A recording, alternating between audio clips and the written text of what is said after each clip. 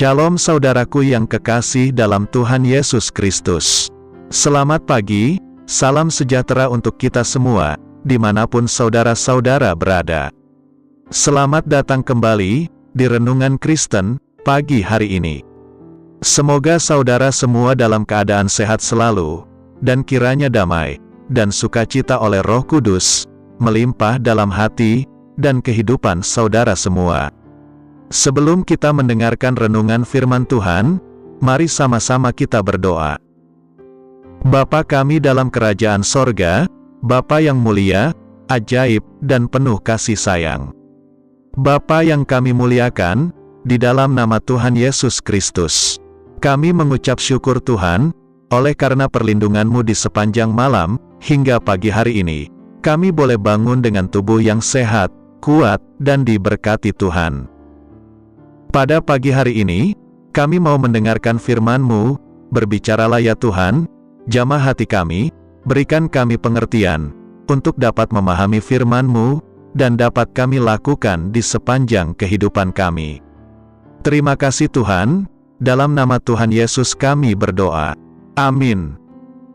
Saudaraku, ketenangan hidup, bukanlah sebuah keadaan, tapi sebuah pilihan.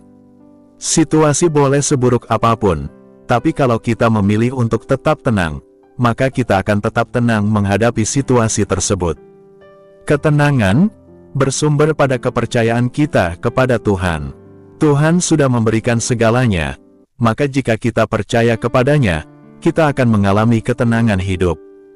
Dalam kitab Roma pasal 8, ayat 32, mengatakan, Ia yang tidak menyayangkan anaknya sendiri, tetapi yang menyerahkannya bagi kita semua, bagaimanakah mungkin Ia tidak mengaruniakan segala sesuatu kepada kita, bersama-sama dengan Dia?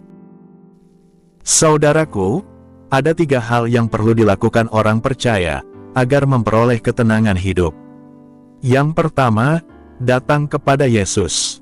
Dalam Injil Matius pasal 11, ayat 28, mengatakan, Marilah kepadaku, semua yang letih lesu dan berbeban berat, aku akan memberi kelegaan kepadamu. Tuhan Yesus sendiri berfirman, bahwa barang siapa datang kepada Yesus, dan menyerahkan beban kita kepadanya, maka akan mendapatkan kelegaan.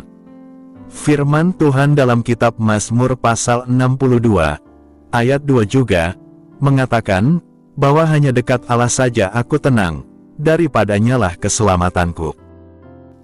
Pemazmur memahami benar, bahwa Tuhan sajalah yang dapat memberikan ketenangan dan kelegaan.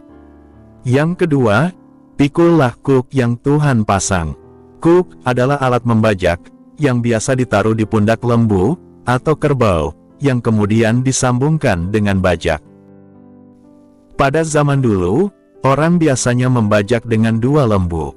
Kuk menggambarkan ketaatan akan perintah Tuhan, untuk melakukan pekerjaan Tuhan atau melayani. Dalam hal ini, kita mesti ingat, bahwa yang dipasang adalah kuk, bukan belenggu.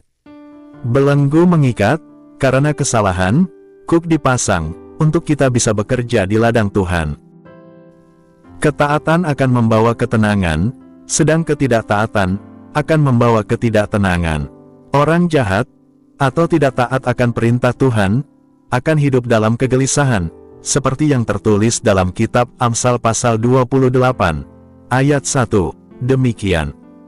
Orang fasik lari, walaupun tidak ada yang mengejarnya, tetapi orang benar merasa aman seperti singa muda.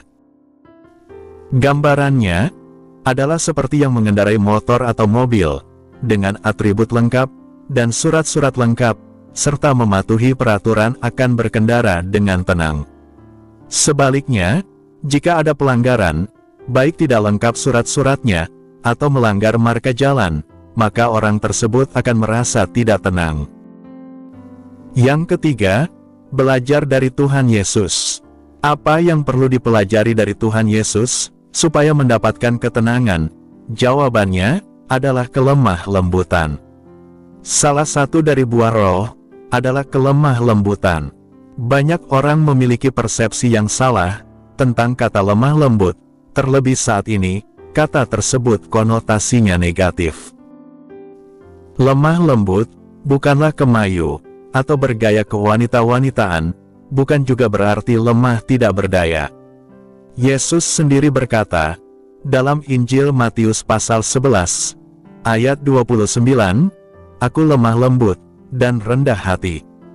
Dan dia tidak bergaya kemayu, ataupun pribadi yang lemah. Dia seorang pria yang tegas dan kuat. Jadi, apa arti lemah lembut itu? Lemah lembut dalam bahasa Inggris adalah meek, yang berarti kekuatan yang dibawa dalam sebuah pengendalian. Kata tersebut juga dihubungkan dengan kesabaran dan penundukan diri. Dalam Perjanjian Baru, lemah lembut menunjuk kepada sikap batin.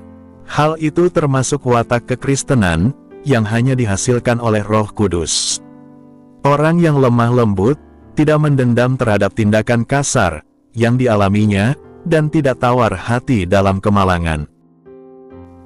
Orang yang lemah lembut akan menerima segala sesuatu yang terjadi sebagai jalan Allah bagi dia dalam tujuannya yang penuh hikmat dan kasih. Hal ini akan membuat mereka juga sanggup menerima tindakan kasar dari orang lain karena mengetahui bahwa hal-hal itu diizinkan oleh Allah demi kebaikan mereka. Kelemah lembutan yang sempurna terdapat dalam watak Yesus yang ditunjukkannya pada waktu dia berdiri di hadapan penuduh-penuduhnya yang lalim, tanpa membalas sepatah kata pun, untuk membela diri. Dengan belajar memiliki kelemah lembutan seperti Yesus, kita akan memiliki ketenangan dalam menghadapi apapun. Selain kelemah lembutan, kita juga dapat belajar mengenai kerendahan hati dari Tuhan Yesus. Kerendahan hati juga berhubungan erat dengan ketenangan dalam hidup.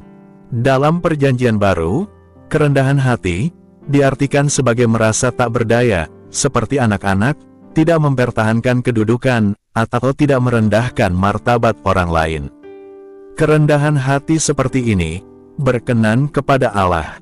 Orang-orang yang bisa memiliki sifat lemah lembut dan rendah hati akan memiliki ketenangan dalam hidup, sebab orang seperti ini akan sangat mudah mengucap syukur atas hal kecil yang diterimanya. Sebaliknya, dia akan mentoleransi segala keburukan yang dia terima dari orang lain. Dalam Injil Matius pasal 11, ayat 25, mengatakan, pada waktu itu, berkatalah Yesus, "Aku bersyukur kepadamu, Bapa, Tuhan langit dan bumi, karena semuanya itu Engkau sembunyikan bagi orang bijak dan orang pandai, tetapi Engkau nyatakan kepada orang kecil." Saudaraku, lakukan 3 hal ini, yaitu, datang dan percaya pada Yesus, memikul kuk yang Tuhan beri, atau taat akan perintah Tuhan, serta belajar memiliki kelemah lembutan dan kerendahan hati. Amin. Tuhan Yesus memberkati. Demikianlah renungan firman Tuhan pada hari ini. Semoga menjadi berkat bagi kita semua. Dan sebelum kita memulai segala aktivitas di pagi hari ini, mari kita berdoa. Bapa kami yang di surga, Bapa yang kami panggil dalam nama Tuhan Yesus Kristus, kami bersyukur Tuhan atas pertolongan-Mu, penyertaan-Mu, dan atas berkat-Mu dalam hidup kami. Kami berbahagia dan bersyukur atas kebaikan Tuhan pada hari ini. Tak berkesudahan kasih setia Tuhan, tak habis-habisnya rahmat-Mu, selalu baru tiap pagi, besar kesetiaan-Mu Tuhan dalam hidup kami.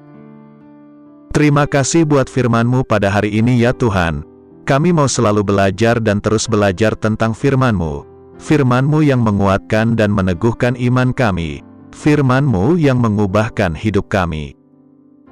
Kami mau berjalan bersama dengan Engkau di sepanjang kehidupan kami, agar kami tidak tersesat di dalam dunia ini. Kami mau melakukan firman-Mu ya Tuhan di sepanjang hidup kami, agar kami tetap kuat berjalan bersama dengan Engkau. Terima kasih ya Tuhan, buat kesempatan hidup yang masih Engkau berikan. Kami mau pakai untuk hormat dan kemuliaan nama-Mu. Segala pergumulan dan persoalan hidup kami serahkan di dalam tangan-Mu. Engkau yang akan menyelesaikannya bagi kami hanya berharap kepadamu. Ya Tuhan, hamba berdoa buat saudara-saudaraku, yang sudah mendengarkan renungan hari ini, yang saat ini sedang mengalami sakit penyakit, pergumulan masalah, kebutuhan ekonomi, kiranya Engkau jamah, sembuhkan dan pulihkan, berkati perekonomian mereka, serta berikan jalan keluar di setiap pergumulan masalah yang mereka sedang hadapi. Dan ajarlah kami ya Tuhan, untuk selalu berharap dan percaya sepenuhnya kepada Tuhan Yesus. Kiranya Engkau terus memberkati kehidupan kami, keluarga kami, sanak saudara kami, daerah tempat tinggal kami, bangsa dan negara kami, pemerintah-pemerintah kami, biarlah semuanya dalam perlindungan-Mu ya Tuhan, dan jadilah sesuai kehendak-Mu yang terbaik dalam kehidupan kami. Dan pada pagi hari ini ya Tuhan, kami berterima kasih buat perlindungan-Mu di sepanjang malam yang telah kami lewati.